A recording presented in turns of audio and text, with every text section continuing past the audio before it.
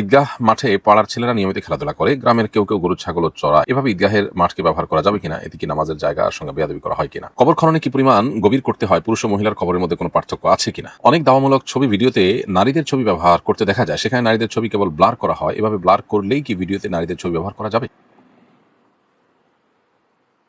আমাদের ঈদগাহ মাঠে পাড়ার ছেলেরা নিয়মিত খেলাধুলা করে, গ্রামের কেউ কেউ গরু ছাগল চড়ায়।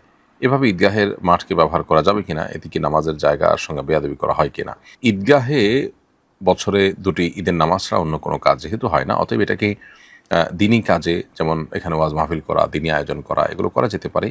আর এই জায়গাটা যদি ওয়াকফ হয়ে থাকে, তাহলে সেক্ষেত্রে ওয়াকফের জায়গায় দিনী অন্য যত রকমের আয়োজন আছে সেগুলো করাতে কোনো অসুবিধা নেই। এর বাইরে সেখানে যদি বাচ্চারা খেলাধুলা করে, তাহলে সেক্ষেত্রে মৌলিকভাবে সেটা কোনো অসুবিধার বিষয় নয়। নবী করিম সাল্লাল্লাহু আলাইহি ওয়াসাল্লাম মসজিদে নববীর পাশে আঙিনাতে বাইরের খোলা জায়গাতে আপনার ইথিওপিয়ানরা এবং বিভিন্ন সাহাবীরা খেলাধুলা করেছেন মর্মে হাদিসে সাব্যস্ত রয়েছে। আপনার ঈদগাহ মাঠে যদি বাচ্চারা খেলাধুলা করে, সেটা মাঠের শানের খেলা বা বেয়াদবি হবে বলে আমরা মনে করি না। আর ২-৪টা গরু যদি কোনো কারণে চড়ে বা হয়, আপনার কেউ চড়ায়, তাহলেও সেক্ষেত্রে বেয়াদবি হলেও আমরা মনে করি না। তবে গরুর বাজার যদি বসানো হয় ঈদগাহ মাঠে, অথবা এমন কিছু করা হয় যেখানে আসলে ওই জায়গাটা নাপাক দিয়ে পরিপূর্ণ হবে, তাহলে সেটা অবশ্যই অসম্মানজনক হবে এবং সেটা না করা উচিত। বিশেষ করে ঈদগাহ এটা ঈদের নামাজ পড়ার জায়গা, সেই জায়গা থেকে এই জায়গাতে যা তা করা উচিত নয়।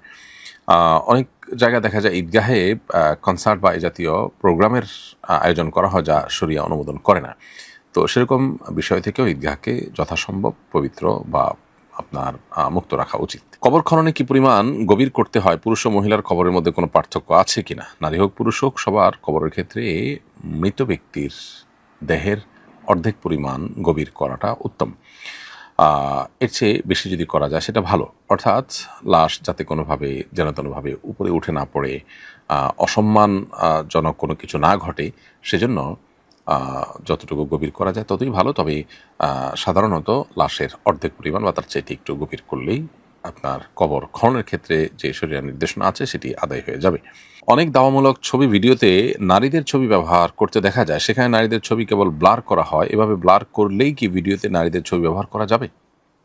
উত্তর হলো যে ব্লার করা ছবি ব্যবহার করা যেতে পারে, কিন্তু আপনার ছবি নিয়ে তারপরে সেটাকে ব্লার করতে গিয়ে যদি নারীর ছবি প্রদর্শন করা বা চোখ দিয়ে দেখা হয়, তাহলে সেক্ষেত্রে চোখের জেনা বা গুনাহ হবে অবশ্যই। দাওয়াতি কাজে এই ধরনের ছবিকে ব্লার করতে গিয়ে নারীর ছবি দেখা বা সেটা নিয়ে কাজ করতে গিয়ে নিজের নজরের গুনাহ করা কোনো অবস্থাতে জায়েজ হবে না। এটা দাওয়াতি কাজ করতে গিয়ে নিজে আপনার দ্বীনি কাজের এবং শরীআই আপনার বিধানের খেলাফ কাজ করা শামিল হবে। এজন্য ব্লার করা ছবি ব্যবহার করা যেতে পারে। আর যদি ছবিকে ব্লার করতে হয়, তাহলে নিজের নজরকে সেভাবে হেফাজত করে যদি ব্লার করতে পারে, সেটা জায়েজ হতে পারে শর্ত সাপেক্ষে।